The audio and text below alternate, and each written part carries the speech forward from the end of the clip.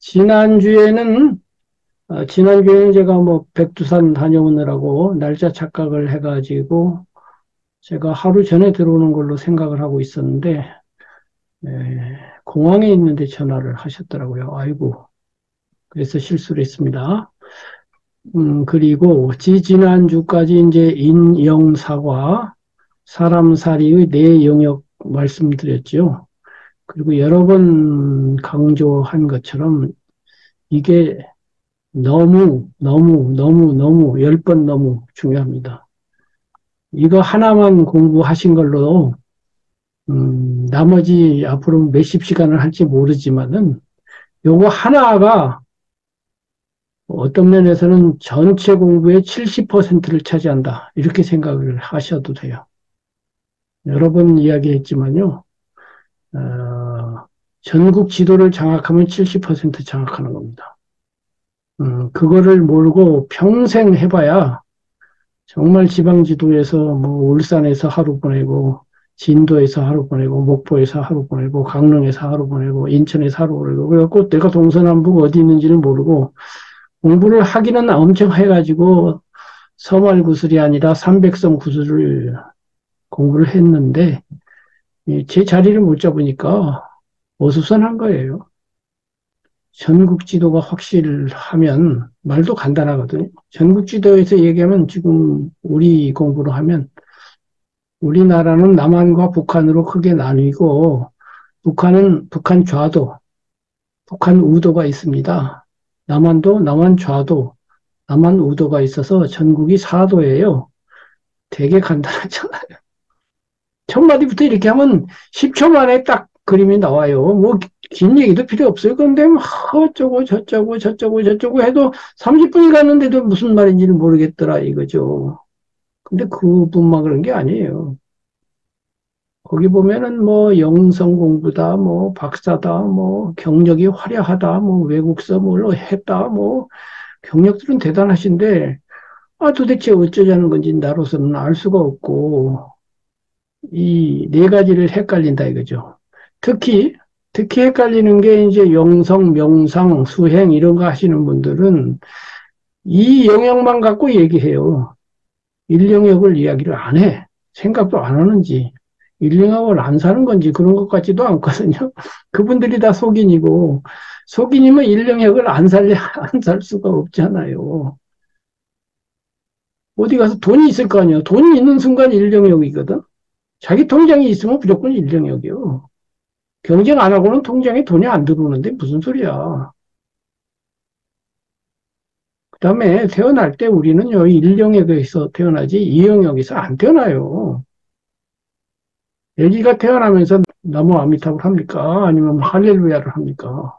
그냥 앵앵거리고 울면요, 강아지랑 똑같아요, 애기 때는. 교육법도 강아지 교육법과 똑같습니다. 거기서 이제 자의식이 생겨가지고, 전에도 얘기했지만, 점점 자라면서 인간만의 특성이 나타나죠. 미운 7살 때요. 그 이전에도 나타나요. 조금씩 싹이 텄다가 미운 7살이라고 하는 게 자아의식이 확립이 되어서 전에는 엄마와 나를 별로 변별하지 못하고 엄마 게 내 거고 내 거고 엄마 거고 그랬는데 이건 내 거야 이러면서 시작하잖아요. 그러니까 엄마가 배신감을 느껴갖고 미운 7살 하지만은 그거 당연한 거고 그거 잘하는 거예요. 이렇게 자아의식이 생기고 그 자아의식을 중심으로 내가 대자 영역이라고 부르는 수기 영역이 발달이 돼요. 그래서 수기 영역이 발달이 되어서 자기가 자기를 교육하죠. 인간만 그렇게 해요.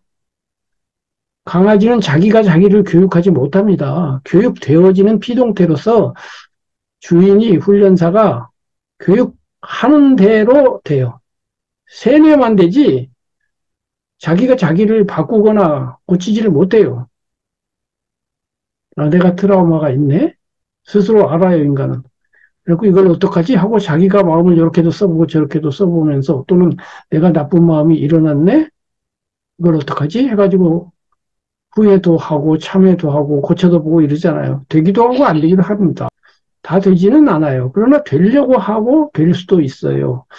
강아지가 그러는 거 봤습니다. 강아지가, 야, 내가 이러저러하니 스스로 그거 봤어요? 없잖아요. 인간도 아기 때는 그거 없어요. 아기가 자기를 교육하는 아기 봤어요. 아무리 석가모니, 아무리 예수라도요, 아기 때는 자기가 자기를 교육하지 못했을 겁니다. 하느님은 아들이라고 해도요, 소용없어요. 가르치는 대로 돼요, 그때는. 석가모니라도 소용없어요. 전생에 아무 공덕을 뭐 많이 쌓아봐야 애기인 이상은 애기예요. 자기가 자기를 교육하지 못합니다. 부처님도 점점 자라면서 12살 때 농경지에 나가가지고 이제 새들이 이렇게 벌레를 쪼아먹는 걸 보고서 슬픔을 느끼고 그때 제1선정에 들었다라는 이야기가 있고 그 뒤에 이제 사문유관이죠. 성문에서 그 네 군데에서 각각 노병사 하는 사람들을 보고 마지막에 이제 수행하는 사람들을 보고 출가를 결심했다 이렇게 돼 있잖아요. 이것조차도 자기가 자기를 교육하고 변화시키는 과정이죠. 그래서 이제 그 이 영역은 인간에게만 있는 것이고 그렇긴 한데 그러나 이 영역만으로 사는 게 아니라 처음에는 1영역이라고 하는 1만 평에서 시작을 해가지고 1영역에서 아무리 해봐야 안 된다. 완전한 항시적이고 전면적인 만족 상태는 이룰 수 없다. 그 예수님을 시험하려고 당시 바리새파과 사두개파 사람들이 그 로마 동전을 가져왔죠. 동전인지 금전인지. 그 당시 이스라엘은 로마 식민지였고 로마 돈에는 로마의 황제 카이사르죠. 황제를 카이사르라고 그러죠. 이제 우리나라 번역에서는 가이사라고 되어 있는데 그걸 주면서 물어봤죠. 곤란하게 물어본 거예요. 세금을 낼 때 그걸로 내야 되는데 세금을 낼까요 말까요 물어본 거죠. 내라고 하면 식민지 이스라엘 사람들에게는 야 우리나라 같으면 일제시대에 일본에게 세금 꼬박꼬박 잘 바쳐라 이렇게 하는 게 되니까 조선민족한테는 아주 억울한 이야기가 될 것이고 바치지 말라 그러면 이제 일본 순사가 잡아가겠죠. 또는 로마 병정이 와서 혼내겠죠. 그렇게 곤란하라고 이제 그걸 물어본 건데 그때 예수님이 말씀하시기를 가이사의 것은 가이사에게 하느님의 것은 하느님에게 이렇게 아주 절묘하게 대답을 해서 회피를 했는데 그 본뜻이야 뭐 기독교적으로 또는 뭐 성경적으로 해석을 하더라도 쉽게 생각하면 그 가이사의 것이 1영역이에요. 하느님의 것이 2영역이죠. 물론 하느님은 아니지만 마음을 다스려가지고 인간다운 고귀한 사람으로 거듭나는 게 이제 2영역이고 1영역은 가이사의 것이라는 거는 정치적이고 경제적이고 이익투쟁적이고 그런 세계죠. 이렇게 두 영역이 있어요. 부처님이 이제 어디까지가 이제 신화고 어디까지가 역사인지 그거는 참 알기 어렵지만은 어쨌든 전승되어 오는 경전에 의하면 이제 탄생하시자마자 부왕이 바라문을 부르죠. 예언할 줄 아는 바라문. 바라문을 불러가지고 점을 쳐보니까 바라문이 말하기를 새 속에 있으면 절륜 성왕이 되고 출가를 하면 부처님이 될 것입니다. 이렇게 했단 말이에요. 이 말은 1영역에 있어도 대성공을 할 것이고 최고의 성공을 할 것이고 2영역으로 가도 최고의 성공을 할 것이다. 이런 말이에요. 절윤성왕은 세속의 붓다거든요. 세속의 부처님이에요. 그 거룩할 성자가 있어요. 그리고 륜을 굴려요. 륜, 바퀴륜. 이 륜이라고 하는 거는 불교에서 법륜 하잖아요. 법바퀴를 굴리듯이 세속의 법바퀴를 굴리는 그래서 전륜성왕도 경전적으로는 부처님과 똑같은 상호를 갖고 있습니다. 30 이상 80종호를 가지고 있는 어마어마하게 위대해요. 역사 현실적으로 전륜성왕 같은 사람은 없겠지만 가장 비슷했던 사람이 인도의 아소카 대왕이에요. 우리나라의 세종대왕 같은 분인데 아소카 대왕 이야기는 이제 하면 또 빗나가니까 그 정도 하고 어쨌든 그렇게 해서 이제 전륜성왕이 될 것이냐 이제 붓다가 될 것이냐 하는 데에서 이제 마지막에 부처님은 세상을 떠나가지고 붓다의 길로 이제 가셔서 붓다가 된 거죠. 그런데 또 경전에 보면은 악마, 이제 마왕은 아니고 악마 파순, 파순이라고 되어 있고 한문으로는 인도어로는 피피아스죠. 그 와서 가끔 유혹을 합니다. 그래서 부처님 이렇게 앉아서 명상만 하고 이렇게 조그맣게 이러고 있지 말고 전륜성왕이 되면은 온 세상에 이익을 줄 수 있잖아요 하고서 유혹을 합니다. 전륜성왕 되라고 부처님 됐는데도 일영역도 좀 잘해보세요 이렇게 하는 거예요. 간단히 말해서. 일영역에 지금 가난한 사람도 많고 굶어 죽는 사람도 많고 막 전쟁하고 피투성이가 되고 난리가 나고 막 맨날 지지고 볶고 있는데 전륜성왕이 하면은 얼마나 이상적인 국가가 될 겁니까? 이런 얘기죠. 근데 부처님이 그거를 유혹으로 판단하죠. 좋은 제안이다 이렇게 하는 게 아니고 나는 네 그 본성을 파악했다. 너 나 유혹하려고 그러지?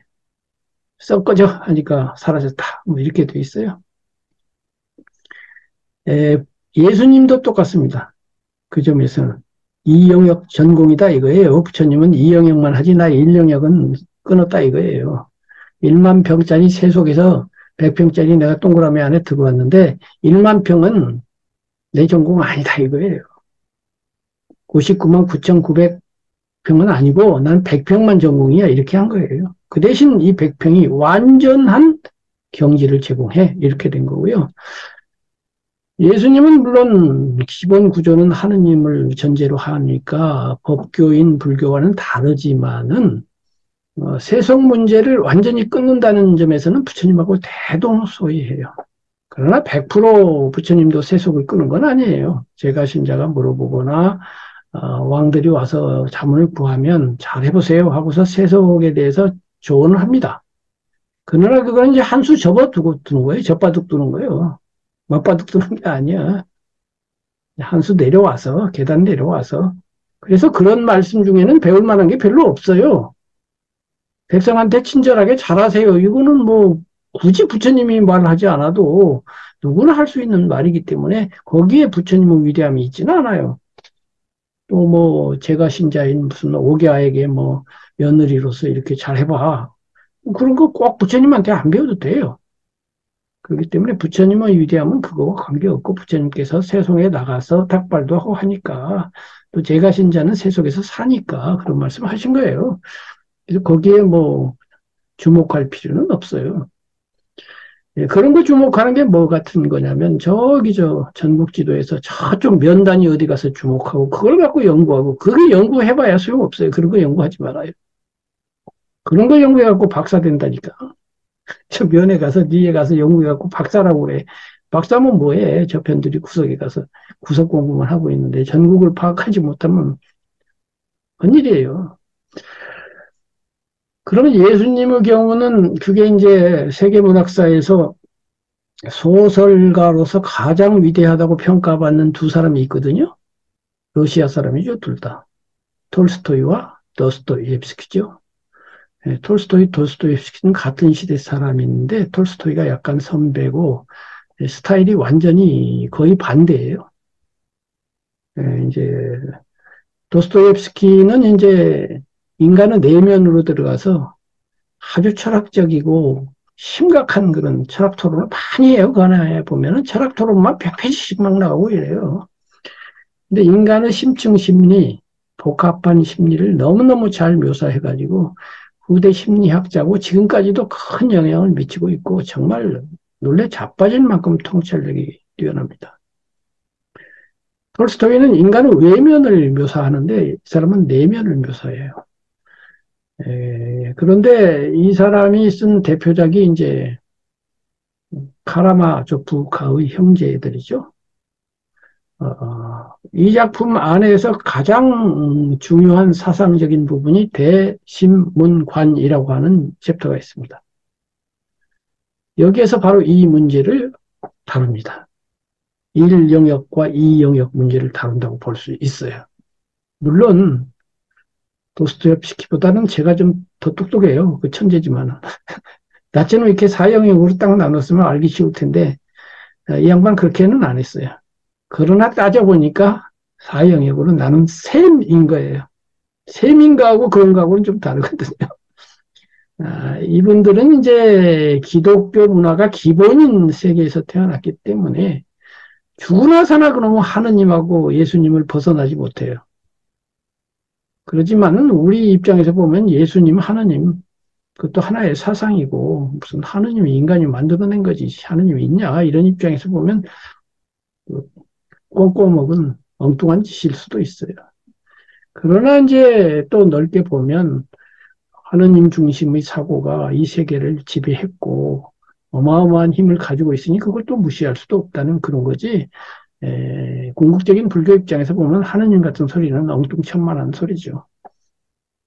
그래서 하느님이든 부처님이든 뭐 불교든 기독교든 다 떠나서 인형사과는 그 불교 기독교 사용관 없거든요.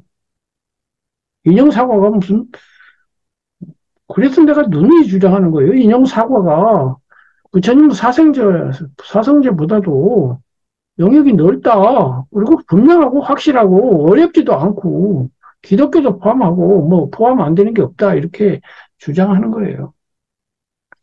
어쨌든 그 대신문관에 보면은 이제 그 책의 주인공이 이제 카라마조프라고 하는 아주 늙고 돈은 많고 인간은 비열하고 이런 사람의 아들들이 세 명이 있는데 큰아들 드미트리, 두 번째 아들 이반, 세 번째 알료샤, 알렉세이인데 이제 애칭이 알료샤죠. 그래서 이제 이 형제들 이야기예요. 그런데 두 번째 아들 이반이 철학자예요. 아주 생각이 복잡하고 깊고 철학적 탐구를 좋아하고 이성이 극도로 발달한 사람이고 세 번째 아들이 제일 주인공인데 순결하고 순수하면서 영성이 있고 뭔가 이상적인 인간형에 가까워요. 첫 번째 아들은 순수하기는 한데 욕망이 많고 격정적이어갖고 화가 나면 막 사람을 치고 막 이런 식이에요. 그래서 이제 어느 분석가에 따르면 이 작가의 작품에는 항상 세 종류의 사람이 나와요. 첫 번째 욕망과 욕정에 사로잡혀서 어떤 육적인 사람, 그게 큰아들이에요. 두 번째 이성적이고 생각이 깊은 사람, 그게 두 번째 이반이에요.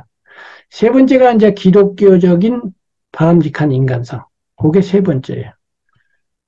이 양반을 유명하게 만든 첫 번째 히트작이 죄와 벌인데 죄와 벌에도 이렇게 세 사람이 나와요.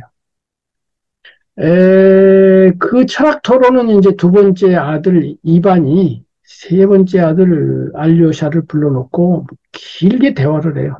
요즘 같은 카페에서 대화를 하는데 얼마나 길게 했는지 그냥 그 안에서만 주고받는 얘기만 이렇게 산더미 같이 말하네요. 이 사람은 말 시작하면 답변도 그런 답변이 없어요. 김정빈 답변은 아무것도 아니야. 그게 다 철학 답변이야. 그런데 자기 얘기를 하면서 중간에 또 자기가 쓴 희곡, 소설 작품을 얘기하는 거예요. 소설 안에서 또 소설이 나와. 내가 쓴 소설이 있는데 말이야. 이러면서. 소설이라기보다 아무튼 이야기가 있어요. 그러면서 이제 중세 시절 스페인을 배경으로 한 이런 작품을 내가 써볼랑 하면서 얘기를 하는 거예요. 그게 대신문관이라는 작품이에요. 대신문관이라는 거는 뭐냐면은, 번역은 그렇게 됐지만 대주교야, 주교. 그러니까 옛날 주교들은 그 지역에 종교도 장악하지만 정치도 장악하는 그런 사람일 수도 있잖아요. 그런 한 도시를 지배하는 대신문관인데 어느 날 그 도시에 그리스도가 나타나요. 그 예수가 나타나서 걸어가니까 사람들이 그 막강한 그 카리스마와 인력 때문에 아무 말도 안 했는데 막 걸어가는데 사람들이 따라가고 막 온갖 감동을 받아 가기만 해도 그거를 대신문관이 보고서 체포해 해가지고 체포해가지고 감옥에 집어넣어요. 그래서 캄캄한 밤에 신문관이 찾아와가지고 예수하고 대담을 하는 내용이 그렇게 길어요. 근데 대담도 아니요. 왜냐하면은 신문관 혼자서만 얘기하고 예수는 아무 말도 안 해. 처음부터 끝까지. 혼자만 몇십 페이지를 얘기를 해. 끝나고 나니까 공격하는 내용이에요. 그게 공격하니까 예수는 아무 말도 없고 듣기만 하더니만 다 끝나고 나니까 그 늙은 대신문관에게 이마인가 입술인가 키스를 하고서 조용히 그냥 사라져요. 그걸로 끝이에요. 그런데 천재지. 누가 이겼을까요? 아무 말도 안 한 예수가 이긴 거야. 독자가 읽어볼 때는 맨날 떠들어봐야 그 패배자야. 그렇게 써놨어요. 대단하지. 근데 뭐라고 공격을 하냐면 지금 그 인형사과로서 공격하는 거나 마찬가지예요. 복음서에 따르면은 예수님이 공생활을 하기 전에 사막에 들어가서 40일간 기도를 했다고 그러죠. 그때 악마가 나와서 유혹을 합니다. 부처님에게 유혹한 거하고 똑같아. 참네. 부처님에게 전륜 성왕이 되시오. 그 말은 이쪽에 와서는 빵과 기적과 권력을 선택하시오예요. 빵, 경제, 기적, 권력은 이제 정치겠죠. 그 다음에 기적은 종교적 기적. 이 세 가지를 선택하라고 그래요. 이 악마가 와가지고 저 돌멩이를 빵으로 만들어봐 이렇게 제안을 하니까 예수님이 사람은 빵으로 사는 것이 아니라 하나님은 말씀으로 사는 것이다. 이렇게 하고서 거절을 해요. 기적을 또 이번에는 이야기를 해. 네가 정말로 하느님의 아들인지 뭔지 하여튼 이라면 낭떠러지에서 한번 떨어져 봐. 안 죽을 거 아니니? 하느님을 시험하지 말지니라. 또 이렇게 대답을 해요. 그러고서 권력이 마지막에 나와요. 온 세상을 보여주면서 내가 이 온 세상을 장악할 수 있는 힘을 너에게 주겠다. 그랬더니 또 거절을 해. 그러자 악마가 사라졌다. 부처님하고 똑같아. 전륜성왕 되라는 거랑 똑같은 거거든요. 전륜성왕이 된다는 건 뭐예요? 빵. 무슨 비법이 있어가지고 경제를 발전시켜가지고 아무도 굶지 않게 해준다 이런 거거든요. 이상 국가는 그럴 거 아닙니까? 굶어 죽는 사람이 있을 리가 없죠. 부자와 가난한 사람이 없는 세상을 만들겠죠. 전륜성왕이면. 아니죠. 권력은 뭘 의미하는지 모르겠지만 정치적으로 모두 자유롭겠죠. 기적은 또 뭐냐면요. 특히 기독교권에서는 예수가 기적을 행함으로써 내가 신의 그 대행자다는 증거로 삼거든요. 죽은 사람을 살리고 막 아픈 자를 낫게 하고 이렇게 함으로써 이거 봐라 이렇게 하거든요. 그런데 또 다른 데 가서는 야 그런 거 보고 믿으면 진짜 믿음 아니야 또 이렇게도 해요. 그러나 전체적인 분위기는 그 기적이라는 것이 신의 대리인이라는 증거로서 상당히 그 호소력 있게 기록되어 있거든요. 그래서 그 대신문관이 이제 예수에게 공박을 하는 거예요. 바로 악마가 그렇게 제안을 했을 때 당신 받아들였어야 된다. 그랬으면 이 세상이 지금 얼마나 좋은 세상이 되었겠냐. 경제적으로 전부 잘 살 것이요. 정치적으로도 아주 자유로울 것이요. 그 다음에 기적이 있으면은 질병 같은 거 걱정할 게 없어요. 암? 그 암이 무슨 문제가 되니? 기적이 있는데 촥촥 다 나서버릴 것인데 그러면 이 세상 얼마나 좋아? 근데 당신 왜 거절했어? 이것이 이제 핵심이에요. 대신문관이. 바보 같은 거 아니야. 너 바보짓 했잖아. 그래서 그 유혹한 악마 편에서 이제 공격을 하는 거예요. 예수 너 잘못했어. 예수는 대답을 안 해. 그러면서 대신문관이 사실 누구냐면은 가톨릭을 대변하는 사람이에요. 근데 도스토옙스키는 러시아 사람인데 러시아에는 러시아 정교라고 하는 독특한 또 가톨릭인데 그것도 가톨릭인 가톨릭인데 로마 가톨릭하고 다른 가톨릭이 있죠. 근데 이 작가는 러시아 정교의 열렬한 신봉자예요. 그렇기 때문에 로마 가톨릭을 아주 미워하고 싫어해요. 로마 가톨릭의 교황에 준하는 그 역할을 준 거예요. 간접적으로 그걸 비판한 건데 그 대신문관이 말하기를 당신은 그렇게 거절을 했다. 왜 거절을 한지 내가 안다. 당신은 자유를 존중해서 그렇게 한 거다. 무슨 말이냐면 그렇게 악마의 편을 들고 악마가 말하는 빵과 기적과 권력을 받아들이는 전제가 뭐냐면 자유를 포기하는 거예요. 자유를 포기하는 대신 내가 다 주겠다 이런 거예요. 근데 당신은 그 알량한 자유 그거 살린답시고 그 어마어마한 막강한 재산을 포기한 사람이나 똑같아. 수천억을 포기하고 쥐꼬리 같은 자유 하나 구했다. 자유가 뭐가 중요하냐. 다시 말해서 예수는 자기 신자들이 자유로운 상태에서 나를 믿기를 원했지 빵을 주니까 믿고 어렸을 때 교회에 가면은 과자 주고 선물 주고 그러니까 갔잖아요. 그러니까 믿는 어린애 같은 그렇게 믿는 거 말고 병을 낫아주니까 믿고 기적 때문에 믿는 거 말고 권력으로 힘이 있으니까 믿는 거 말고 빵을 받지도 않았어요. 병도 나서주지도 않았어요. 그런데 자유로운 상태에서 믿는 믿음만이 순결하고 좋은 건데 나는 그것이 중요하지 그냥 빵, 권력, 기적 가지고 믿는 그런 어줍잖은 떨거지들은 나는 필요 없어. 이렇게 했다는 거예요.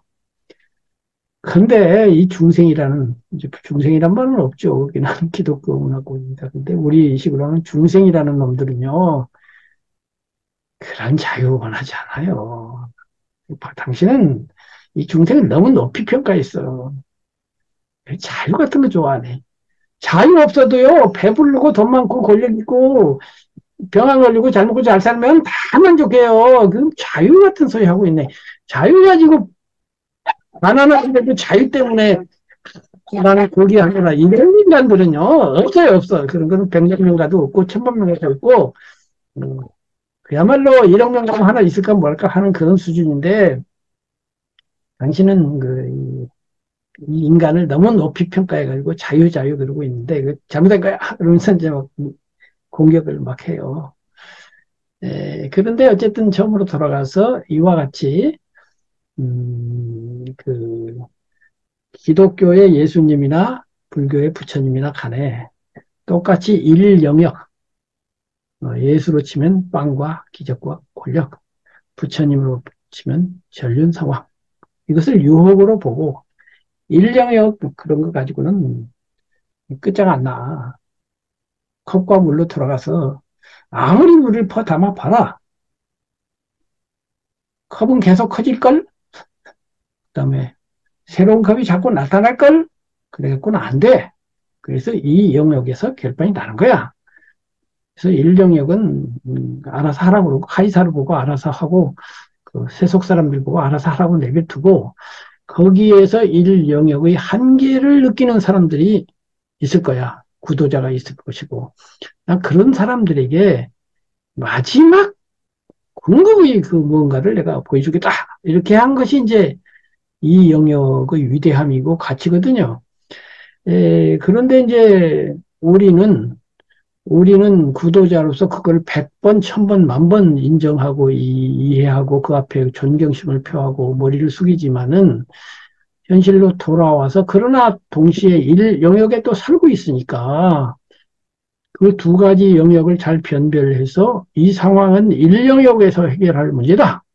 그럴 때는 경쟁도 하고 칼을 들어야 되면 나쁜 놈하고 싸우기도 하고 이렇게 하면서 하고 그러나 또 싸움이 끝나면 비록 적일지라도 이제 전쟁이 끝났으니 용서하자! 이렇게 할 수도 있잖아요. 예를 들면 뭐, 그 20세기의 가장 위대한 인물 중에 한 분인 만델라 같은 경우에 백인들을 다 용서하고, 그러나 사실은 밝히자. 밝혀놓고 용서하자. 얼마나 위대합니까? 정말 만델라는 그야말로 뭐 위대하죠. 링컨도 마찬가지. 남북전쟁 끝나고 다 사면 이렇게 할 수도 있잖아요. 그 사면이나 용서 그 부분은 이 영역인 거예요. 정치인이지만 세속에 살지만 그 종교적인 거예요. 언젠가 뭐 링컨 얘기도 한번 하고 싶은데 미국 사람들이 예수 다음으로 존경하는 사람이 링컨이에요. 그만큼 링컨은 뭐 그들의 마음 한복판에 있는 것인데 이 링컨이 업적도 대단하지만 그 인간성에 있어서 그런 그 이 영역이 굉장히 발달되어서 성인까지는 안 되겠지만 현인인 것 같아. 그래서 그 양반이 남긴 아마 세계 역사상 가장 유명한 연설이 링컨의 게티즈버그 연설인데요. 2분 만에 끝난 짧은 연설이에요. 근데 왜 그렇게 위대한지 사람들이 잘 모르는 것 같아요. 거기에 바로 그 이 영역으로서의 고귀함과 숭고함이 있습니다. 거의 종교적이에요. 그 배경에. 이제 나중에 의로움, 세속에서 의로움 이야기 하면서 그 얘기를 한번 다시 해야 되겠어요. 그래서 일 영역에 살고 있지만 또 이 영역에 발을 걸치고 있는 것이 위대한 사람들의 특징이에요. 우리도 그래야 돼요. 경쟁할 때 하고 싸울 때 싸우지만 또 용서할 때 용서하고 수용할 때 수용하는 이 면을 잘 조화시키다가 그래서 이제 오늘 이야기할 군자 수준에서 하다가 현인 수준까지 가고 성인까지 가면 좋겠지만은 만델라나 링컨 같은 현인 바로 성인 아래 군자라고 하기에는 너무나 스케일이 큰 그런 지경에 가면 좋겠죠. 그래서 이제 이런 생각도 가끔 하거든요. 아까 그 전륜성왕이 세속을 붙다고 부처님은 출세간의 전륜성왕이라고 한다면 이제 출세간의 전륜성왕인 부처님은 계시니까 세속에 붓다라고 할 만한 위대한 사람이 누가 있냐? 실제로 있었던 사람 중에서 세속에 붓다까지는 아니고 붓다면 성인인데 성인까지는 아니지만 바로 그 아래급인 현인 세속에 반붓다라고 할 만한 사람들은 있었다. 그게 아까 말한 아소카 대왕이라든가 우리나라 같으면 세종대왕이라든가 링컨이라든가 만델라라든가 뭐 간디일 수도 있고 이런 분들이라고 볼 수가 있겠다 이런 이야기입니다. 어쨌든 그 너무나 중요하기 때문에 그 인형 사과에 대해서 어 부연 부연만이 아니라 제3, 제4, 제5, 제6 다시 반복해서 얘기를 하는 것이고요. 여기까지 다시 한번 재음미를 해보았고요. 그러면 지금 그 인형 사과에 대해서 제가 다시 한번 그 복습 겸 말씀을 드렸고, 지난번에 우리 그 안 선생님께서 그 인형 사과를 자신의 삶과 이렇게 대입해서 적용해가지고 한번 음미를 해보겠다. 이렇게 했는데, 일주일 시간이 아니라 2주일이나 시간을 들인 셈이 됐거든요. 뭐 생각난 거 있으면 말씀해 주세요. 이게 아주 그 중요한 그 용어를 제가 생각하고 있는데요. 제가 수행자들이 한 번씩 꼭 자기 삶에 적용시켜 볼 수 있는 뭐 도표라고 해야 하나, 뭐라고 해야 하나 하여튼 그런 거를 한번 해볼 수 있는 그, 그런 아주 좋은 어떤 뭐가 될 것 같아서 저도 이제 이걸 대입을 시켜봤는데 그래서 일 영역에서 그럼 어쨌든 이제 사회에서는 능력을 길러서 그래서 이제 그 경쟁을 해야 하니까 교수님 계속 이제 강조하시는 것처럼 그 저는 이제 그걸로 이제 어학을 정한 거였어요.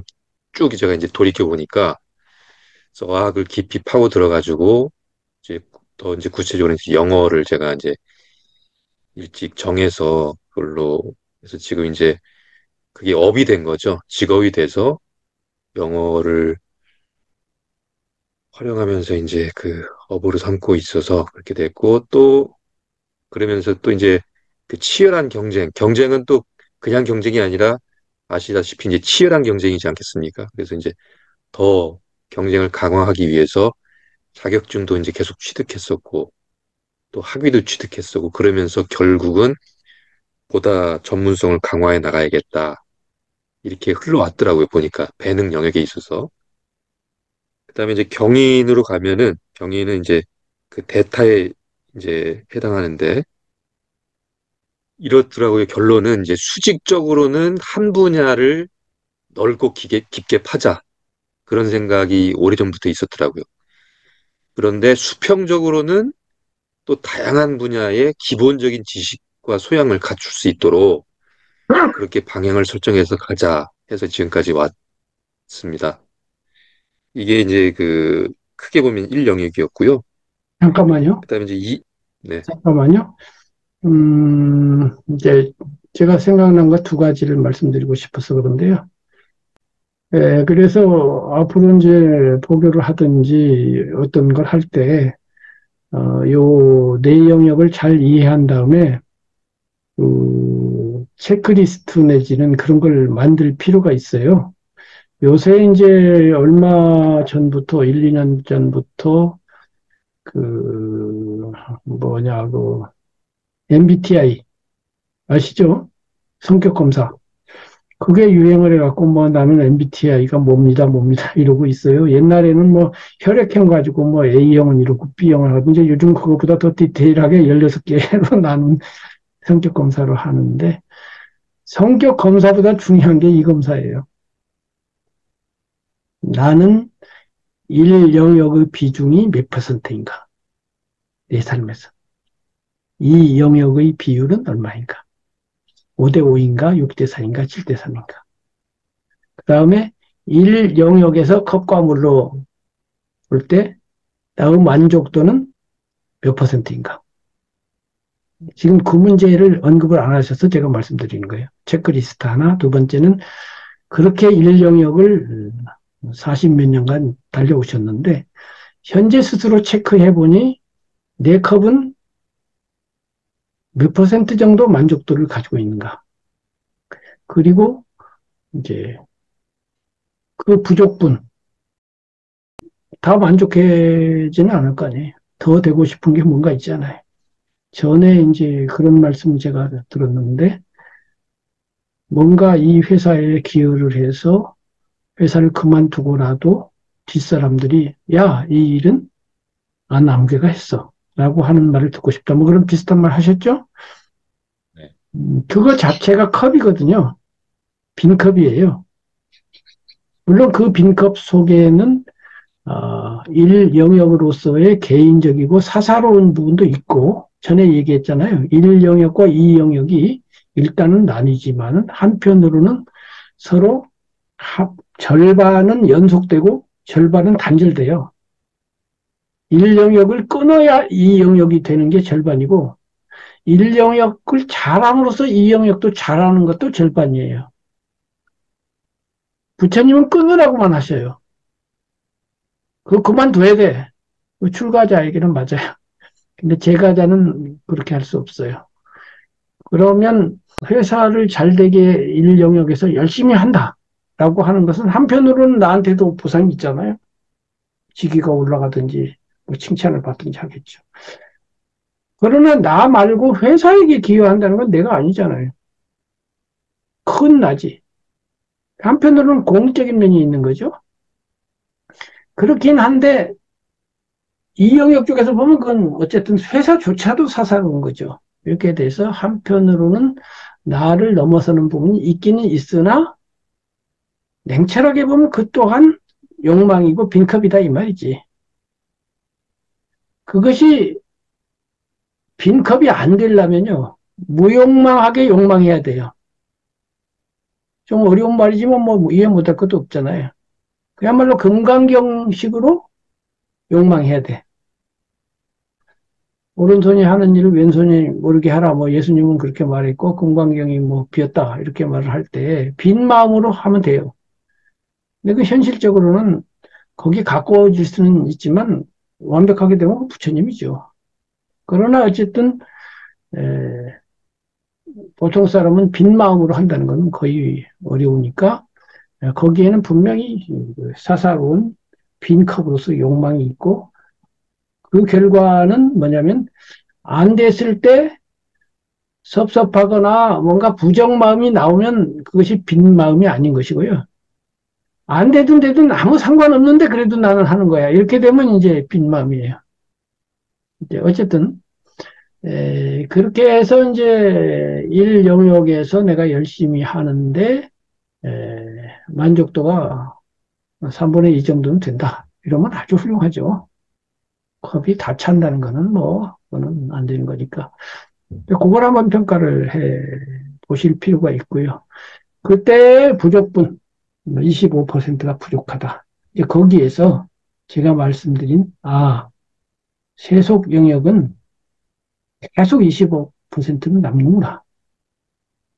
그러니까 이 컵을 계속 확장해서 회사 대표가 되고, 더 나가서 회사가 언론기관으로서 우리나라 가장 큰 언론기관이 되고, 심지어는 무슨 CNN 같은 세계적인 것이 되고, 그래서 거기서 내가 CEO가 돼가지고 온 세상 사람들이 그 양반 한번 쳐다볼 사람이 된다 하더라도, 그래봐야 카이사르거나 나폴레옹이거나 전륜성왕까지 된다고 해도, 역시 일영역은 일영역이거든요.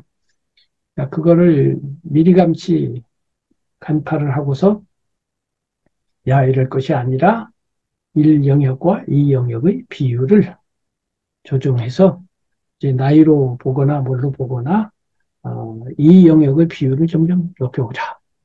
그러기 위해서 지금 그 조계사 앞에 가서 뭘 해보겠다고 그 하고 계시는데 이제 그런 관점에서 한 번 더 그 생각나는 게 있으면 그 평가라는 관점에서 말씀을 하시고 이 영역으로 넘어갔으면 좋겠어요.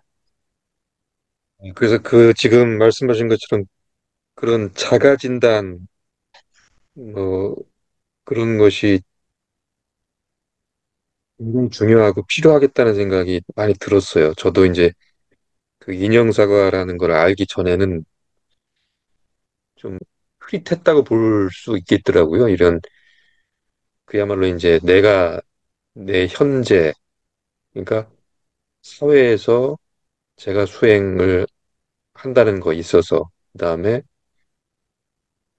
또 이제 마음 공부라고 해서 하긴 하는데 그거를 객관적으로 어떻게 스스로를 평가할 수 있을까 그런 게 좀 막연했는데 아주 쉽게 이게 그야말로 아까 말씀하신 것처럼 체크리스트화 할 수 있어서 이게 이제 저뿐만이 아니고 누구에게나 이거를 그 얘기해서 권할 수 있을 정도로 잘 돼 있는 것 같아요. 그래서 이제 저부터 해본 건데 그래서 1영역은 이제 그렇게 한번 대입을 해보고 아까 말씀하신 것처럼 1영역으로는 만족을 못하니까 결국 2영역을 넘어 넘볼 수밖에 없게 됐던 거였어요. 보니까. 그렇죠. 그래서 이제 자연스럽게 그럼 2영역에서는 나는 지금 어디에 있는가 했을 때 그 3번의 수기, 마음 다스리기는 제가 어릴 때부터 이제 그런 그 어릴 때는 이제 수양이었고 그다음에 이제 지나면서 이제 수행으로 넘어오게 된 거였거든요. 보니까. 그래서 이제 자연히 이제 불교 부처님 가르침에 깊은 관심을 가지고 불교가 뭐 여러 가지가 있다고 얘기들을 하는데 뭐 종교로서 불교, 또 철학으로서 불교, 수행으로서 불교 크게 이렇게들 얘기도 하시던데 그래서 저는 이제 수행으로서의 불교에 관심을 두고 그 이영역에서 그렇게 지금 불교를 그 대하고 접하고 있고요. 그리고 이제 4번에 이제 아닌 남을 돕기에 해당해 하는 부분에서는 1영역에서 살면서도 이제 2영역을 추구하고 이제 이러다 보니까 그게 결국에는 어, 내 것을 취하겠다는 강한 욕망이 안 생기더라고요. 돌이켜 보니까 결국 그거를 이제 얘기하자면은 뭐 이렇게 하지 않은 그러니까 부족하진 않지만 크게 이렇게 풍족하게 뭔가를 이렇게 물질적으로 축적해 오진 못했거든요, 지금까지. 그런데 이제 이 안인에 대한 거는 또 항상 또 마음이 있었고, 그래서 이제 아시다시피 이제 무제칠시라는 얘기가 있잖아요. 제가 이제 군대에 있을 때 군법당에서 처음에 접한 이제 표현인데, 무제칠시. 그래서 군대에서 그걸 접한 이후로는 늘 그래도 마음속으로는 그 무제칠시를 마음에 새기면서 지금까지 온 면이 있어요, 제가. 그러니까 뭐 회사에서든 또 아니면 일반 생활 속에서든 그러면서도 크게 가진 게 없더라도 뭔가를 다른 사람한테 남을 도울 수 있는 뭔가를 하기 위해서 지금까지 온 것 같습니다. 그 아닌 면에서 뭐 제시라는 것이 있고 그 주로 재물 중심으로 말씀하셨지만은 재물만이 아닌의 그건 아니거든요. 음, 뭐 공자님이 남에게 재물을 많이 나눠준 분은 아니에요. 그분은 당신이 얻은 지식과 그런 그 경륜 이런 거를 뭐 남에게 제시하심으로써 된 거고요. 저 같은 경우도 많이는 못하더라도 세 분을 향해서라도 이렇게 이런 법시라고 그러잖아요. 가르침을 주는 것도 좋은 것이고요. 좋은 게 아니라 이게 제일 좋은 겁니다, 사실. 이거는 전부 커버가 되는 거기 때문에. 그리고 이제 뭐 화환이라는 거 뭐 있잖아요. 화해로운 얼굴을 한다든가 웃어준다든가 특히 용서, 허용해 주는 것. 이제 공자님 말씀은 항상 뭐 딱 글자 하나, 글자 8자면은 그냥 다 되는 거 아주 간결해가지고 공부하기도 좋고 음미하기도 좋은데요. 제자가 묻죠. 선생님, 평생 지녀야 될 딱 한 글자만 얘기해 주세요. 그러니까 그것은 용서서자, 서일 것이다. 이렇게 하거든요. 용서하라. 그러면서 기소불록 물시여인이라는 유명한 말씀, 네가 하고 싶지 않은 일을 남에게 하지 마라. 이렇게 되는데 네가 하고 싶지 않은 일을 남에게 하지 않는 건 소극적인 의미가 있지만요. 이게 적극화되면 이제 용서가 되는 거예요. 그래서 수용해 주는 것. 그럼 이제 어른이라는 게 뭡니까? 아이하고 같이 지낼 때 아이가 조금 잘못해도 어른이니까 뭐 그럴 수 있지 아이. 이것이 이제 용서, 허용이잖아요. 이걸 점점 넓혀서 마음을 기르는 것인데요. 이제 제가 최근에 이제 자주 만나는 나보다 한 10살 많으신 80도인이 계시는데 기독교 믿다가 요즘 교회 안 가느라고 그래요. 네, 그 목사님들이 영 실망이 많아서 안 가다. 이렇게 이제 종교가 없는데 저는 종교 얘기는 안 하고 가끔 이제 부처님 얘기도 하고 예수님 얘기도 하고 그러죠. 근데 들어볼 때마다 제 말이 말 된다. 그러면서 그렇게 많은 그 학식이나 이런 거 있지는 않은 분 같은데 그러나 생각은 또 깊으신 분이에요. 그래서 그 옛날에 얘기한 부처님이 그 욕자라는 삼형제 이야기 그런 것도 해주고 그랬어요.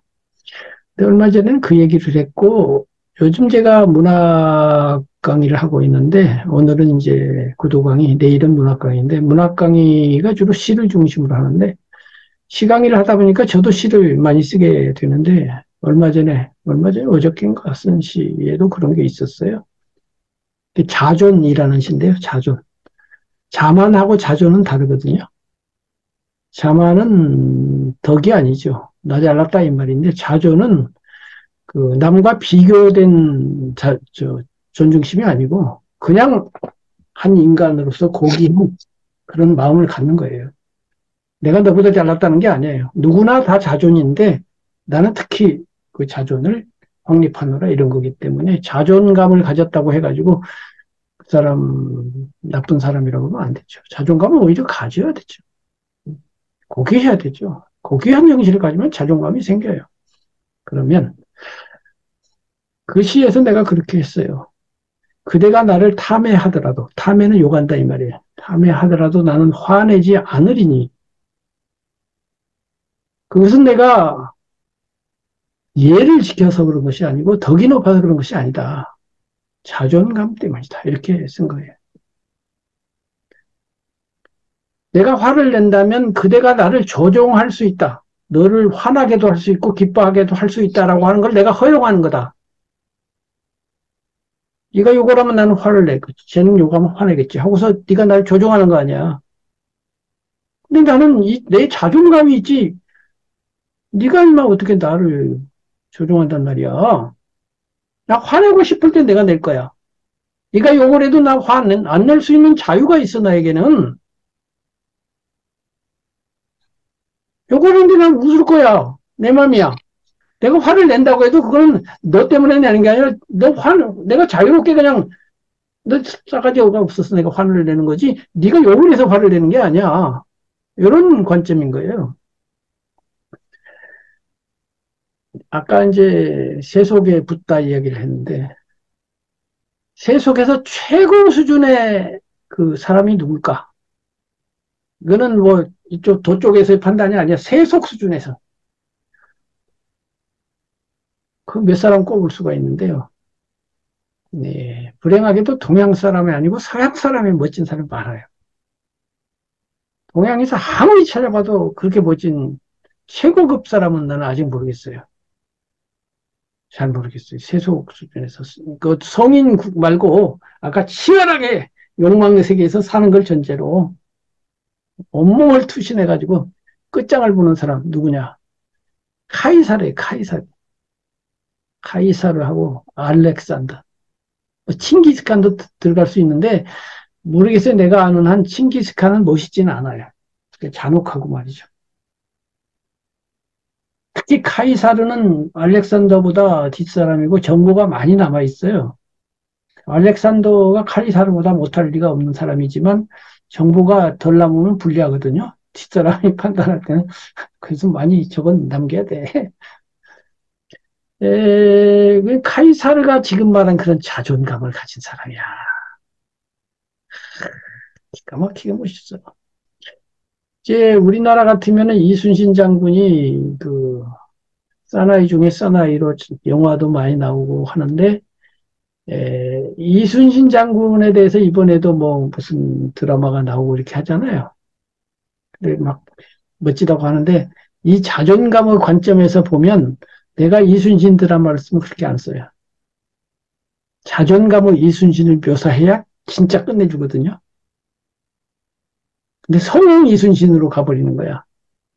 성웅 이순신 막 국가와 민족을 위해 그렇게 가면은 아무리 거룩한들 예수 석가를 이길 수가 없거든요. 그리고 거룩하면은 이 세속에서는 좀 질려요, 사람이. 근데 카이사르로 가면 거룩할 필요도 없이 세속적으로 멀떨어지기 때문에 인기가 있어요. 카이사르가 서양에서 제일 인기 있는 세속 사람이에요. 그래서 한편으로는 독재자고 나쁜 놈이지. 한편으로는 세상에 그렇게 멋진 사람이 따로 없어요. 우리나라에서 그와 유사한 사람을 찾으면 두 명 있는데 연개소문하고 박정희야. 박정희가 그런 자존감을 가진 사람이 내가 볼 때는 연개소문이 그런 사람이 그거는 나쁜 놈이냐고 별개 문제예요. 뭐냐면 카이사르가 지금 그 이제 프랑스 독일 쪽 갈리아 지방에 정복을 하고서 자기들 영역으로 합병을 해가지고 거기를 최초로 문명화시킨 사람이에요. 카이사르가 들어오고 나서 그 야만이었던 독일, 프랑스가 문명화된 거예요, 사실은. 그렇게 됐는데 거기에 주둔하고 있는데 이 본국에서 폼페이우스를 중심으로 자기를 제거하려고 귀환 명령을 내렸단 말이죠. 사령관 그만두고 돌아와. 돌아가면 이게 목숨 부지도 어려울 판인데 이걸 어떡하나 고민하다가 그 유명한 루비콘 강을 건너서 그 경계 강이거든요. 그 경계를 넘을 때는 무장을 해제하고 가야 되는데, 무장 해제하고 가면 아무 소용 없으니까, 자기가 본국을 친다는 거는 반란이니까, 어떡하나 고민하다가 루비콘강을 건너서 쳐들어갔죠. 그렇게 결심을 했을 때 자기 밑에 두 번째 장군이 그 폼페이우스의 연고자야. 그래서 그 당시에는 그런 연고자 그런 제도가 있어요. 지금 영어에서 그 뭐라고 그러냐. 갑자기 생각하는데 그, 그 위에서 봐주는 사람. 이렇게 내가 이렇게 봐주는, 뭐 꼬분과 무슨, 그것처럼 그런 관계이고요. 그 관계는 그 의리로서 지켜야 되는 그런 관계였어요. 중국에서 그 유비하고 관우장비 비슷한 거예요. 한번 의리로 맺어진 사람은 아무리 뭐라 해도 죽을 때까지 의리를 지킨다. 이런 게 거기도 있었던 거예요. 그래서 그런 의리로서 폼페이우스 카이사르의 적이 될 폼페이우스의 건데 폼페이우스가 카이사르 딸하고 또 결혼도 했거든요. 잘 나갈 때 이제 잘 지냈는데 그쪽에서 이제 부장으로 왔는데 이제 전쟁을 하게 생겼으니까 얘는 고민이죠. 어떡할까. 밤에 탈출을 해요. 근데 탈출을 하는데 그 사람이 남기고 간 그런 걸 다 보내줍니다. 다 보내주고. 그리고 나중에 폼페이우스한테 이겨서 이제 폼페이우스가 도망가가지고 이집트에 갔는데 거기서 목을 잘라서 보내니까 화를 극도로 내요. 내가 걔랑 싸우는 건 싸우는 거고, 임마. 내가 걔를 미워하는 게 아니여. 상황이 이러다 보니까 싸우는 거야. 이런 식이에요. 이 카이사르는 항상 그런 식이에요. 내가 너를 적을 포로로 잡았는데 살려줘. 아이, 살려줘서 다시 무장해갖고 무장하니까 오라 그래. 자존심이 있지만 무장해갖고 오면 내가 이기면 되고. 정신 당당하게 너도 무장하고 나정하고 싸워야지. 나는 칼 들고 있는데 맨손으로 싸우고. 나 그런 거 안 해. 등 뒤에서 쏘니? 그래, 너 다 준비해. 가서 준비하고, 그래, 바짝 떠보자고. 뭐 이런 식이요. 뭐, 그 꾀를 내가지고, 이거, 다 이길 수 있어. 이렇게 아주 자신이 많지. 이 사람은 얼마나 자신이 있냐? 이 세계에서 나는 2등이라는 것이 될 수 없는 사람이야. 어떤 놈이 감히 나하고 겨룬단 말이야. 그냥 다 죽게, 다 무장했고, 붙어보자고. 난 도무지 질 수 없는 사람이거든. 이러고 덤비는 거예요. 이게 얼마나 멋있는지. 그 자존감이라는 게 하늘을 찔러요. 무슨 젊었을 때 예를 들면 유명한 얘기가 있지. 많지. 해적한테 잡혔어. 그래고 해적은 얘를 이제 팔아먹으려고. 그러니까 보석금 받고 이제 이렇게 잡은 거지. 근데 큰 소리 치면서 절대 해적한테 굴복 안 해요. 이 새끼들 뭐야, 인마! 그건 뭐 예를 들면 1억 원 용풀 때, 야, 인마 내가 1억 원짜리밖에 안 되니? 10억 원 달라고 그래. 이런 식이요. 그리고 내가 10억 원 받고 돌아가지? 나 돌아와서 너희들 다 없애버릴 거야. 큰 소리 팡팡 치면서 거기서 아주 대장 노릇하고 있는 이런 사람이에요. 죽으면, 죽지 뭘. 내가 안 죽어야 되니 꼭? 뭐 이러고 달라드는데 그걸 못 죽거든. 그리고 나중에 가서 다 죽여버렸어, 또. 이런 식이에요. 이 자존감이라는 게 이러기 때문에 그 당시 귀족 부인들은 이제 바람 많이 폈어요. 나무 부인하고 막 지내고 지금 같은 분위기가 아니니까 사회가 그런 사회니까 그게 죄도 아니에요. 그리고 우리 마누라가 쟤랑 바람 핀 줄 알면서도 잘 살고 그러고 악수하고 이러고 그러던 분위기거든요. 근데 여자들이 그렇게 카이사를 좋아해. 바람 안 피는 여자가 없을 지경으로 그냥 귀족 부인들이. 그렇게 멋있기 때문에 눈빛에서 말을 하는 거에서부터 저 인간은 매력이 있을 수밖에 없는 거예요. 그냥 말만 하고 지나가기만 해도 그냥, 이거, 반하게, 이런 식이에요. 그리고 헤어져갖고 다른 여자랑 하면 되게 질투를 해야 되는데, 질투를 또 안 해. 내가 애인이었다가 한 6개월 애인데 애인이 바뀌었으면 질투를 해야 되잖아. 근데 헤어지고도 카이사를 좋아해. 칭찬하고. 너무 멋있어갖고 차마 욕도 못할 지경으로 멋있는 거예요. 간단히 말해서. 이런 사람이에요. 그래서, 아, 이 인간이 맘먹고 석가모니처럼 했으면 이거 석가모니 될 수도 있었겠다. 이런 식이에요. 내 일 영역을 가가지고 결국 칼 맞아 죽었는데, 자, 내가 많은 걸 돌아가서, 우리가 공부를 함에 있어서 맨날 이 영역만 파고 무슨 금강병만 파고 있을 일이 아니에요. 일 영역에서 얼마나 멋들어진 인간들이 있는지 알아야 돼요. 그리고 이 영역에서 쫄짱구 같은 생각을 가지고 백날 첫날 화도 들어봐 뭐가 나오나 지랄 나오지를 않아. 엔진이 3만 cc쯤 되고 나야 부처가 되든가 말든가 하지 800cc 돌돌돌돌 하면서 백날 앉아 있어봐라 그냥 안 된다고. 대원력이라는 게 그런 거예요. 엔진이요 엔진. 그런 자존심이요. 큰 마음, 목숨을 내 던지는 것, 투신, 뭐 이런 카이사 같은 정신이 있어야 뭐 부처가 되든가 하지. 무슨 비실대면서 뭐 작은 이익 가지고 일희일비하면서 남이 화내면 욕하면 짜증내면서 무슨 너무 그 부처 같은 소리, 본래 부처 같은 소리 그냥 다 그만두라고. 어마어마한 자긍심과 자존심을 가져야 되고요. 세상에서 그런 관점에서 카이사르까지는 아니더라도 작은 카이사르들이 서양에는 굉장히 많아요. 동북 아시아로 오면 그런 사람이 뭐 이제 관우 같은 사람이 좀 비슷해. 관우, 삼국지에. 그리고 사기 열전에 보면 그런 멋쟁이들이 꽤 있어요. 세속에서 사는데 아 이거 멋들어진데 이런 인간들이 있고요.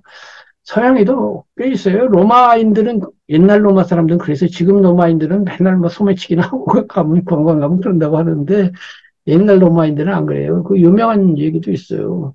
격분에 있는데 사로잡혀가지고 협상하라고 본진으로 보냈거든요.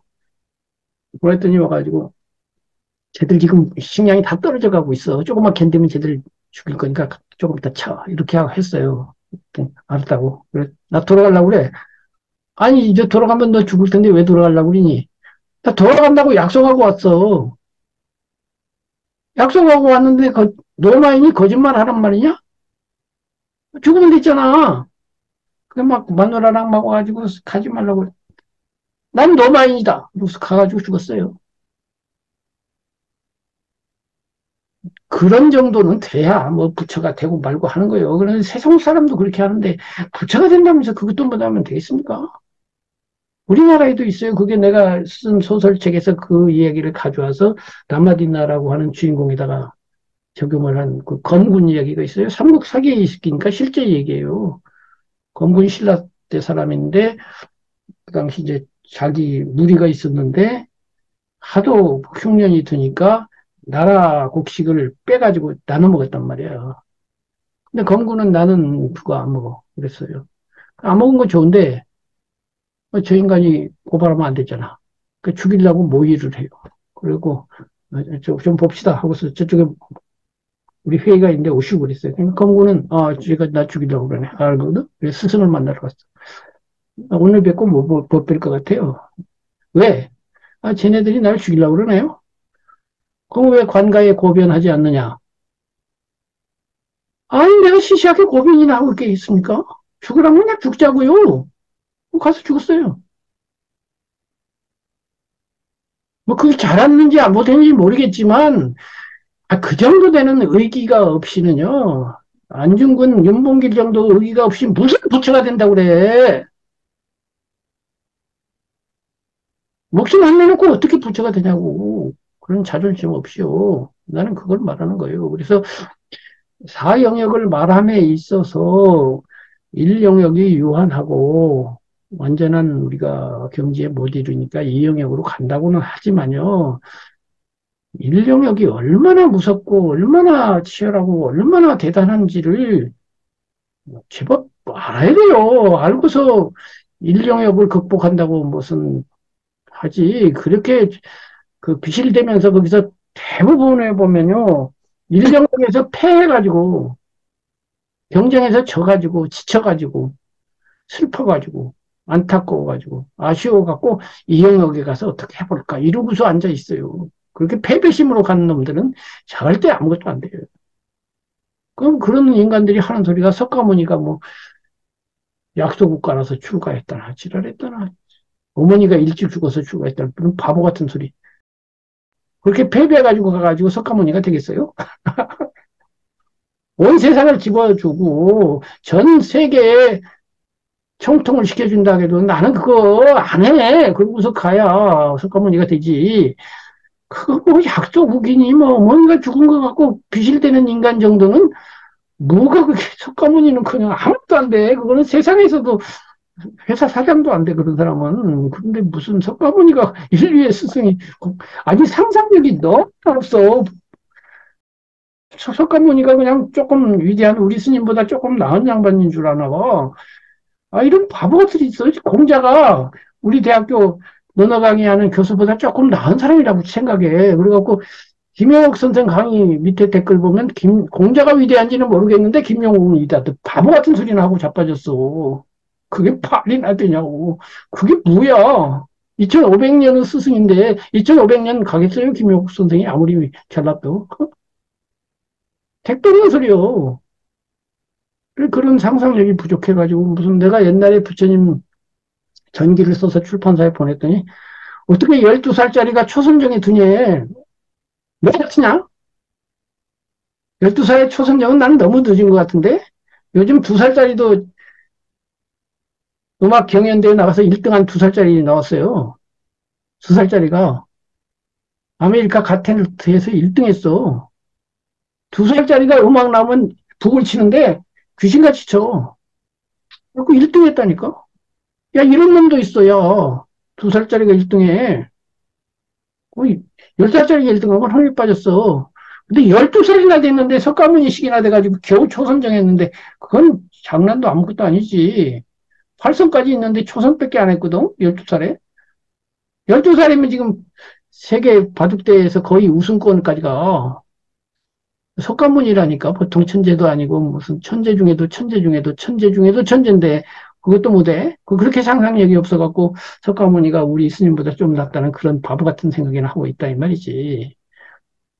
그래서 정말로 위대한 정신이 뭔지를요 감탄할 줄 알아야 돼요. 와, 회사를 어마어마하구나 이거 알아야 돼요. 그래서 내가 아까 그 이순신 드라마를 써도요. 이순신이 국가와 민족을 위하여 이런 이순신 말고 그것도 있지만은 야 자존심이 있지 말이야. 얘랑들 다 풀어줘. 그리고 내가 한번 맞짱 떠볼게.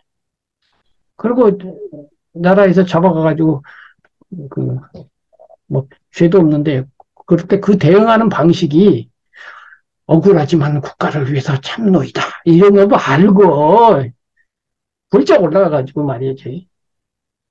죽고 살고 이런 건 내가 지금 신경 쓸 때가 아니거든. 자존심이 있지, 이 정도 내가 고문받는다고. 더해! 유흥부 선생 같은 그 사육신 유흥부 그랬어요. 막 고문으로 지지고 막 인두로 지지고 막 살을 뱉게 나니까 뼈가 나왔어. 야, 인두가 왜 이렇게 식었냐? 가서 빨리 달고 가지고 와봐! 이랬어요. 유흥부 선생이. 그 조선시대 그 충신 열사들 보통 문제가 아니에요. 하물며 이순신인들을 오죽했겠냐고. 좀 상상 좀 해보라고. 그래서 뭐 내가 좀 오늘 열을 많이 냈는데 열 내야 돼, 6시간. 이런 건 열내서 얘기해야 돼. 파토스로 얘기해야 돼. 지난번에 우리 한 선생님이 문학 얘기할 때 열내고 얘기하더만 여기서는 왜 이렇게 조용하냐고 그랬는데 이럴 때 열을 내는 거지. 그리고 이제 앞으로 그 의로움, 세속의 의로움 이야기할 때 열을 낼 거예요. 의로움이 앞에서 의로워야 돼, 인간이. 불의를 보면 분노할 줄 알고 투쟁할 줄 알아야 돼. 그래서 공자 배워야 돼. 공자는 의로우라고 계속 얘기해요. 의롭고 나서, 그러고 나서 이제 한계가 있구나 하고서 이제 가라앉아야 그게 되지. 그래서 30대, 40대는 어려워야 돼. 너무 돈만 닦지 말고 일 받고 말이야. 그러다가 이제 50대에서 지천명 하면서 이제 그때 이거 가는 거지. 그냥 젊은 사람이 벌써부터 뭐 이렇게 명상 뭐 이러면서 고요 뭐 평화 이랬으면서 그것도 좋지만 그렇게 태어난 분은 그렇게 하고 내 생각에는 인생을 한 7, 80으로 이렇게 본다면 40까지는 아직 젊은이니까 요즘은 50도 젊은이죠.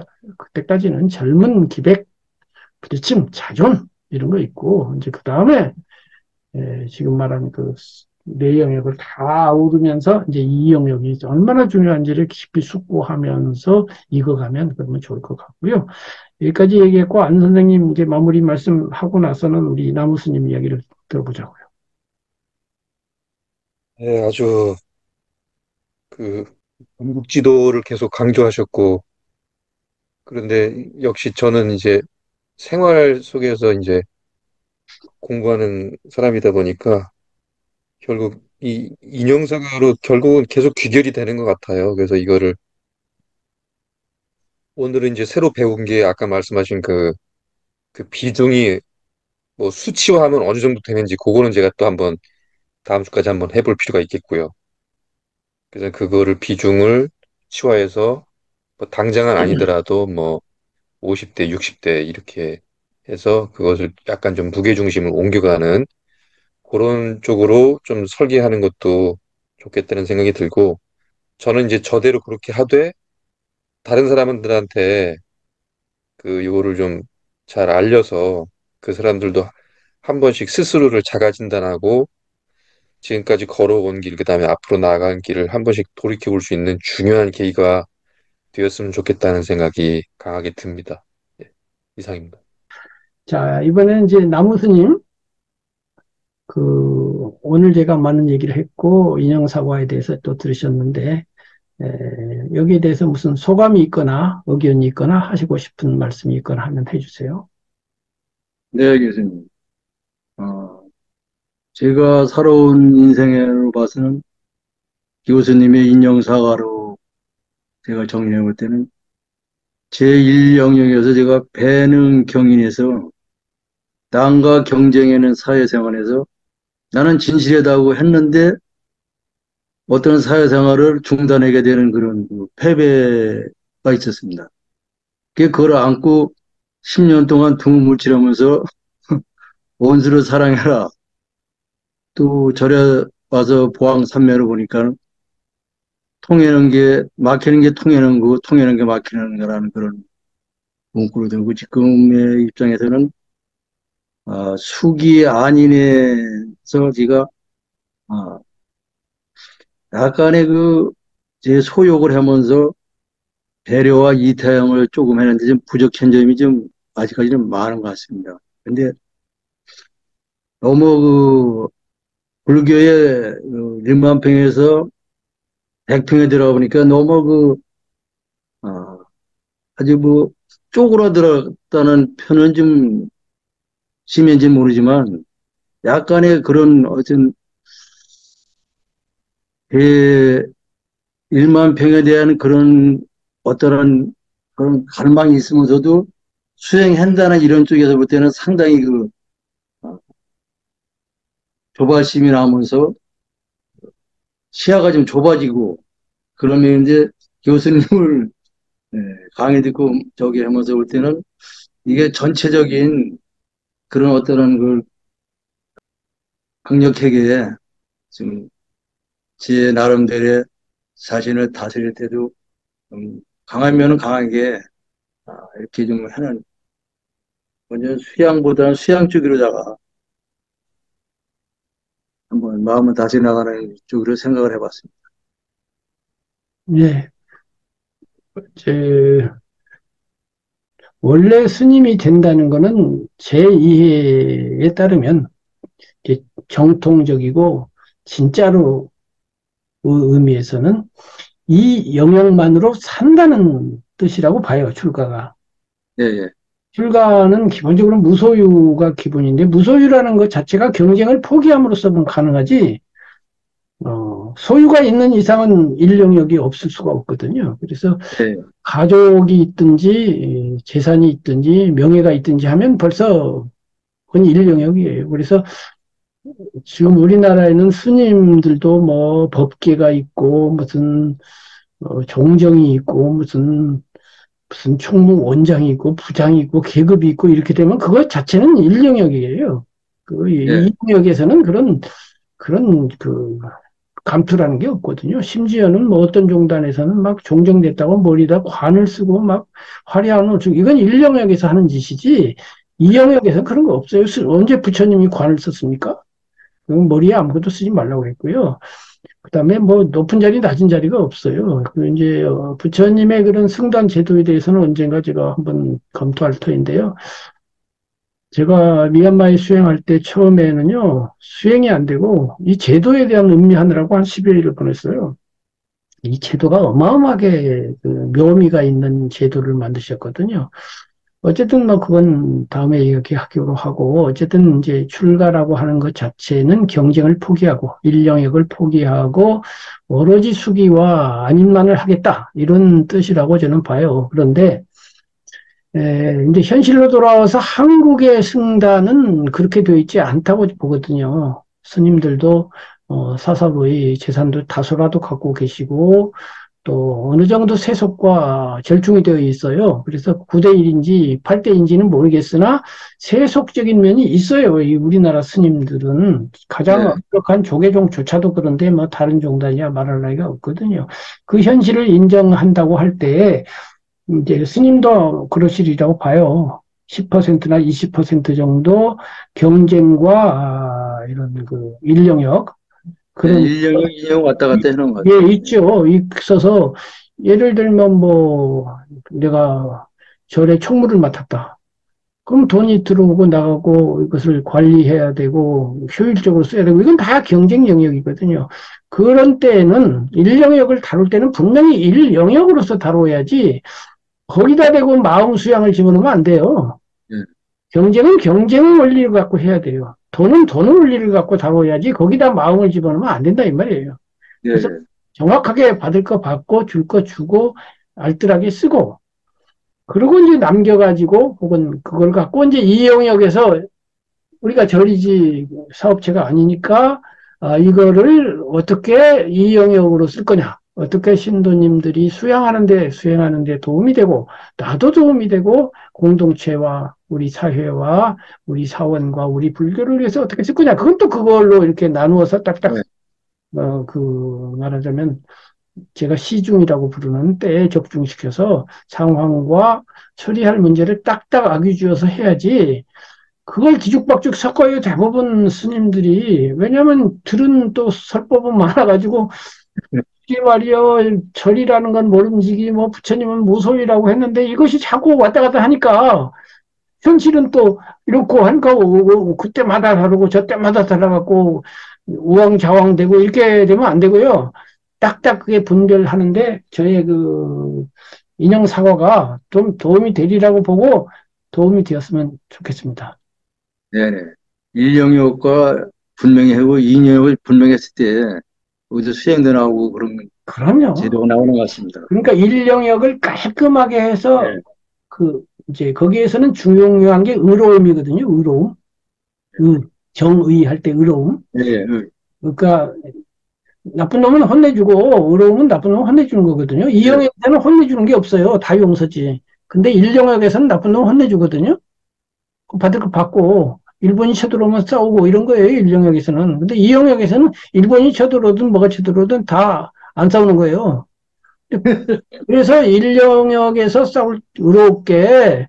사기친 놈 혼내주고 말이야. 사기친 놈한테 받을 거 받아야지. 그거를 용서하노라 이렇게 하면 무슨 우리나라 고승이라는 사람이 그걸 무슨 뭐 오빠가 돈 다 뺏고 안 주니까 남한테 뺏기는 것보다 거기다 뺏긴 게 낫죠. 그런 바보 같은 소리가 우리나라 고승 입에서 나온다니 말이 됩니까? 그건 일령역 아니에요. 일령에 가서 들어눕든지 싸우든지 쥐어뜯든지 해갖고 받을 거 받고 받은 다음에 사학을 받아갖고 좋다 이러면 내가 기부하겠다 이래야지. 받을 건 받고 나서 잘 먹고 잘 살아라. 그럼 카이사르처럼 다 받은 다음에 팍 팽개치고 다 받았다 아니면 돌아가자. 내가 나 이것 때문에 사는 거 아니야. 이렇게 하고 가든지, 그래, 받을 건 받다 이거지. 그게 확실해야 돼요. 그렇게 네. 해야, 그렇게 일 영역이 깔끔하게 정리되면요. 이 영역에서 딱 앉아서 참선할 때요. 번뇌가 확 없어요. 네, 그렇게 정리하고 딱 앉아야, 네. 그 망상이 안 생기는 거예요. 거기서 똥 싸고 밑 안 닦는 것처럼 하고 있으니까 앉아갖고 이 생각 저 생각하고 막 이제 뭐 빈대떡을 볶고 뒤집고 앉았잖아요. 일 영역은 뭐 불행히 담롱원식 해놓고 이 영역 헬레리 네, 안 돼, 안 돼.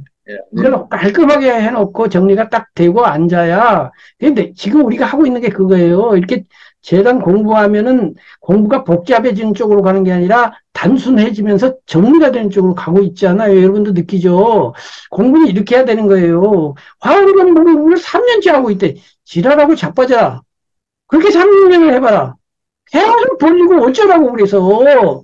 구슬을 계속 쌓아갖고 5만 대를 싸고 3만 섬을 쌓으면 뭐 할 거요? 꿰어야 될 거 아니에요. 꿰서 한 줄로 해갖고 마지막 일로 돌아가야 수행법이 나오는 겁니다. 그래서 단순화해갖고 공부할수록 간결해지고 정리가 돼야지 번뇌가 줄어들지. 갈수록 지식만 많아지고 하루말이만 많아져갖고 그래갖고 화엄경을 몇 년째 공부했다고 그래갖고 그럼 공부 시작할 때보다 지금 뭐 달라진 게 있어요? 뭐 좋아졌어요? 하나도 좋아진 건 없네. 학위는 땄는가 모르겠어. 박사가 되고 석사가 되고 석사가 되면 어떡할 건데 그래서 뭐요 그래서 어쨌다는 거야. 그런 거 하지 말고요. 이렇게 정리를 해서 이 인용사과로 딱 정리를 하고 나면 이제 정리하더라도 단계가 있거든요. 이른바 문해, 들은 단계가 있고요. 사해, 지금 사해하고 계신 거예요. 두 분 다. 이걸 점검해보고 대입해보고 체크해보고 하면서 이렇게도 생각해보고 그렇게 내 걸로 만드는 그러니까 소가 여물을 먹은 다음에 되새김으로 씹잖아요. 예, 예. 되씹고 계신 거라고. 이것이 정사요. 정견 다음에 정사잖아요. 듣기만 하면 내 거 됩니까? 사를 해야 돼. 사유, 사색. 이게 지금 수양하고 있는 거예요. 수양. 정사가 수양이거든. 이 사색을 통해서 내 거가 되어가는 겁니다. 되어가면 어떻게 되겠어요? 그 되어간 소화된 것만큼 정어, 정업, 정명이 나오겠습니까? 안 나오겠습니까? 나오죠. 이렇게 되는 거예요. 그래서 여러분은 지금 정견을 지나서 정견과 정사를 섞어서 하고 있는 건데 제가 지도함에 있어서도 처음에는 정견, 내 견해를 알아들으라고 드리지만은 점점 여러분이 적용해 보면서 내 삶에다 직접 적용해야죠. 네. 정견을 백날 들어봐야 소용없어요. 항상 내 삶에다 적용해야 힘이 나오지. 맨날 들어갖고 그 논문 쓰면은요, 남의 얘기만 갖고 논문 써요.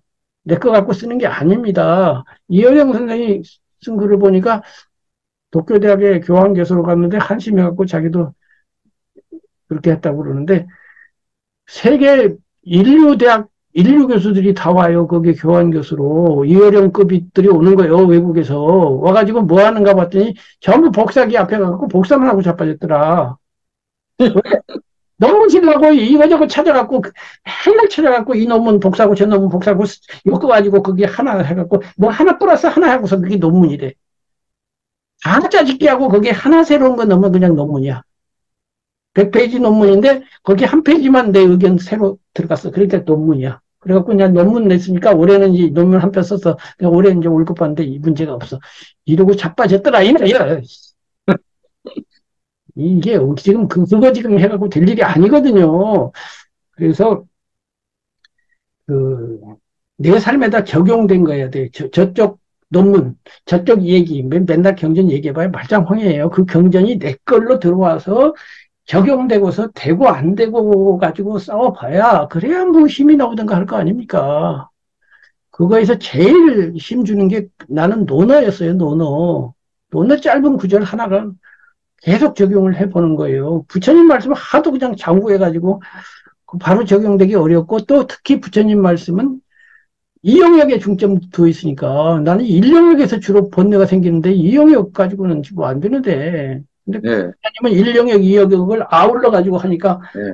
뭐 엄청난 힘을 나는 받았거든요. 그래서 늘 말하기를 공자대학을 나오고 불교대학원을 가라고 내가 주장하는 게 그런 건데요. 어쨌든 꼭 공자님이 아니라도 좋아요. 책은담이라도 좋고 뭐라도 좋은데 하여튼 자기 삶에 적용을 해가지고 그 생각을 많이 해가지고 점검을 하고 지금 오늘 한 것처럼 체크를 해보고 아, 이게 되고 안 되고 고민하고 그게 이제 법담을 나누어서 나랑 같은 길을 가는 도반하고 대화를 하고 탁말을 하고 또 이제 뭐 그 선생하고도 토론하고 이렇게 하면서 점점 내 것이 되고 어느 사이인가 나도 모르게 이게 이제 소화가 어느 정도 되면 내가 좀 편한데 이렇게 이제 되는 거라고 저는 봅니다. 어쨌든 여기까지 말씀드리고 시간도 다 됐고 하니까 오늘은 여기까지 하고 이제 다시 한번 더 적용을 해서 점검을 좀 해 보시기 바라고요.